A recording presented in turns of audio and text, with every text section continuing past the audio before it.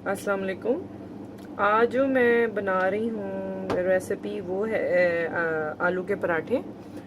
और ये मैंने चीज़ें रखी हुई हैं आपके सामने। मैं अभी आपको बताती जाती हूँ कि इसमें कैसे करना है। इसको फिलिंग करनी है पराठे के अंदर, तो वो आप देख लें।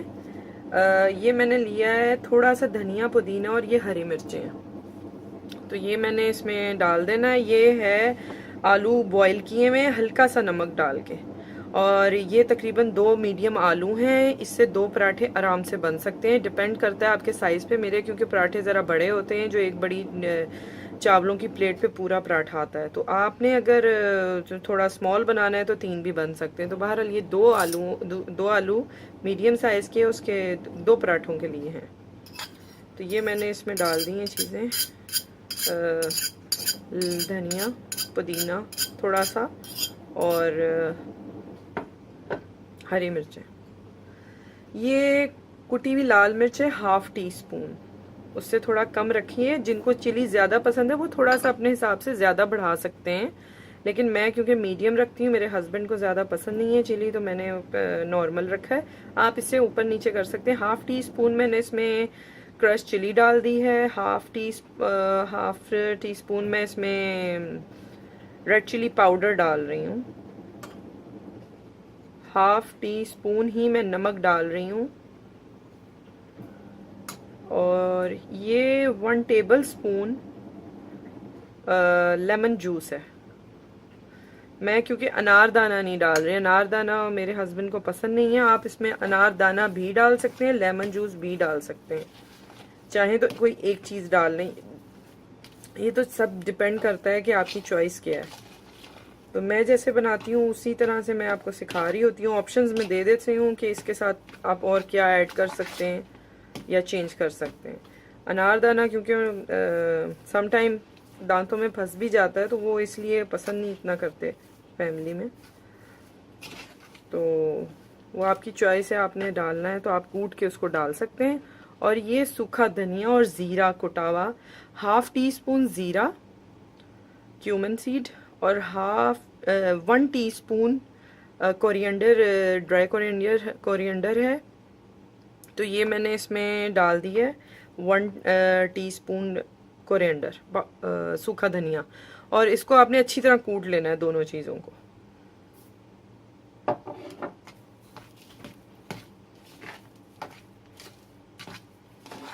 अब अच्छे से इसको मिक्स कर लें, चाहें तो हाथों से कर लें। ये तो मैं अभी कांटे से कर रही हूँ, मैं हाथों से उसको अच्छी तरह से, मैं आलूओं को मसल चुकी थी। अब इसको अच्छी तरह से करके आप चख सकते हैं। अगर आपको कुछ कमी ज़्यादा लगे तो आप अपने हिसाब से उसमें ऐड कर सकते हैं नमक और मिर्च को।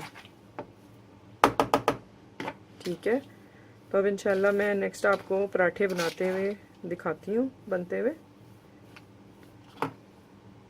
देखें, ये मैं 3 पेड़े मैंने बना लिए हैं आटे के, और ये मैंने आपको एक दिखाने के लिए बना रही हूँ। ये देखें, ठीक है, ये बना लिए। तो अब हम इसको शुरू करने लगे हैं, आटे को, रोटी को। आपने ये फिलिंग है हमारी, ये 4 पेड़े हैं। इसको 5 मिनट्स का स्टे देंगे, उसके बाद मैं आपको पराठा बनाना सिखाती हूँ। ये देखें, अब मैं आपको एक बनाना सिखा रही हूँ। एक मैंने रोटी बेल ली है छोटी फिलिंग के लिए, और दूसरी अब मैं बेल रही हूँ आपके सामने, ताकि आपको थोड़ा तरीका भी पता लग जाए जिनको नहीं आता।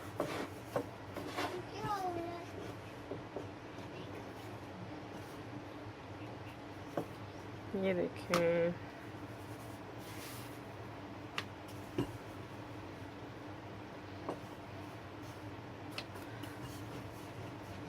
ठीक है, इसको हमने इतना ही बेलना है ताकि इसमें फिलिंग भरें, और फिर दोबारा उसको बंद करके फिर हम पूरा करेंगे।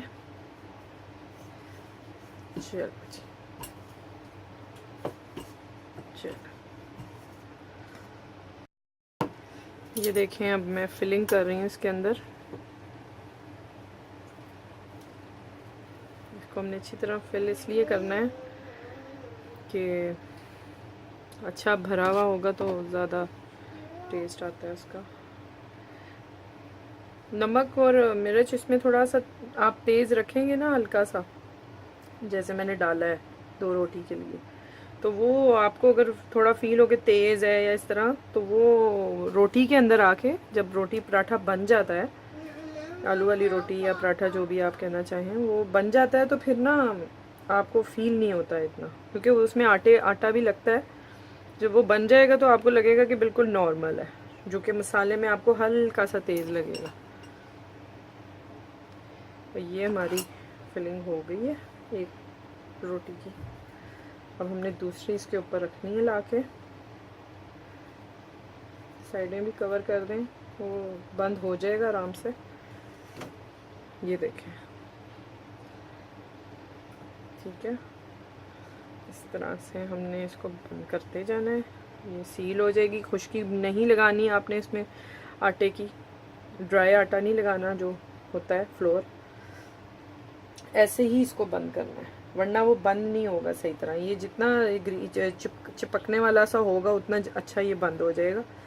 और हल्का सा टैप कर लें कि एक्स्ट्रा कोई एयर है तो वो निकल जाए, ताकि आपकी रोटी फटे ना। और जब वो फटेगी तो फिर तवे पे जो है वो आटा, रोटी फटती जाती है फिर, और वो मसाला निकलता ही जाता है उसमें से। तो आप इस तरह टैप करके बंद करते हुए उसको इस तरह से कर लें। ये देखें आपके सामने बंद हो गया और बड़ा भी हो गया ये खुद ही थोड़ा सा। बाकी हमने अब हल्का सा इसके ऊपर डाल के इस तरह से, ये देखें, ये ठीक है। और आपने इसको ऐसे रखना है, ये देखें। ओके बेटा, just wait 5 minutes, I am coming.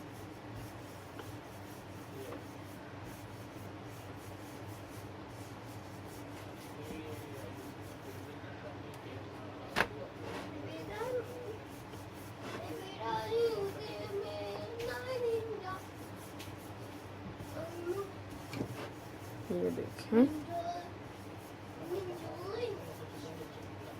इस तरह, ये आपकी रोटी आहिस्ता आहिस्ता होती जाएगी।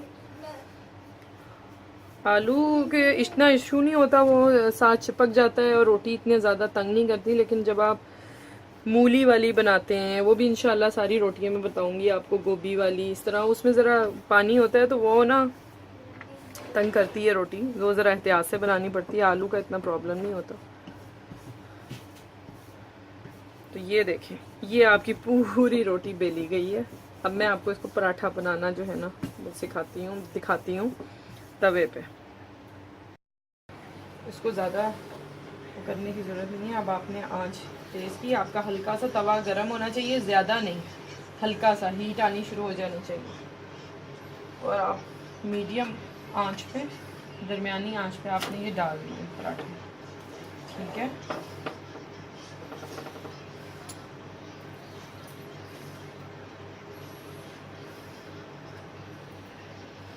देखें, थोड़ा सा आपको इसमें कलर का चेंज नज़र आ रहा होगा। जो पहले रोटी डाली थी उसमें अब ये इस तरह से निशान, ड्राइनेस आनी शुरू हो गई है, कहीं कहीं रोटी नरम है। तो अब इस स्टेज पे हमने इसको पलट देना है, पक्का पूरी तरह पक्के भी ना। ये देखें, ये हमने चेंज किया है। अब हम थोड़ा सा इसको होने देंगे उस साइड से, और जब ज़रा सा उधर से पक जाएगा, जब वो थोड़ी पकने लग जाएगी अच्छी तरह से, तो हम इसको फिर पलटेंगे और फिर घी डालेंगे, वो भी मैं आपको दिखाती हूँ। ये देखें, ये देखें, ये यहाँ से पक रही है। अब मैं इसे थोड़ा मीडियम पे, आंच ज़्यादा लगती है क्योंकि, तो मैं ज़रा बीच में करके इसके किनारे भी हल्के हल्के पका लेती हूँ, थोड़ा सा ये हो जाए, ठीक है। ये देखें, ये कुक हो रहे हैं। अब ये मैंने पलटी है, लेकिन अभी इसके थोड़े से किनारों में कसर है, तो वो कोई नहीं, हम जब घी डालते हैं वो पक जाएंगे। अब हम उधर से पका रहे हैं और मैं साथ ही इसमें थोड़ा सा, आप अपने हिसाब से डालें। मैं तो ज़ाहिर है टेस्टी ऑयल होता है, या घी आपने जो भी यूज़ करना है, घी में ज़्यादा अच्छे बनते हैं। मैं तो रेकमेंड करूँगी कि घी में ही बनाएं। ये देखिए, आँच में और हल्की कर देती हूँ थोड़ी सी, और इस तरह से आपने इसको घुमाते जाना है। घुमाते जाएंगे तो आपका पराठा बिल्कुल भी नहीं लगेगा नीचे।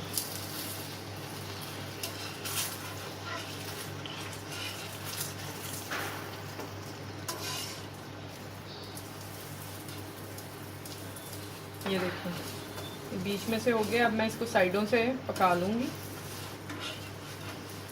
ये देखिए, थोड़ा सा आपने ऐसे करके, अगर आपको ज़रूरत है आप चाहें तो और घी डाल सकते हैं। मेरे ख्याल से इतना इनफ है।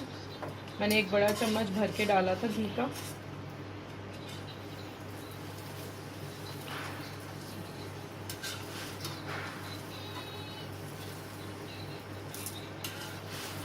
ये देखिए, ये मैं साइडों से इसको बना रही हूँ। ये देखिए,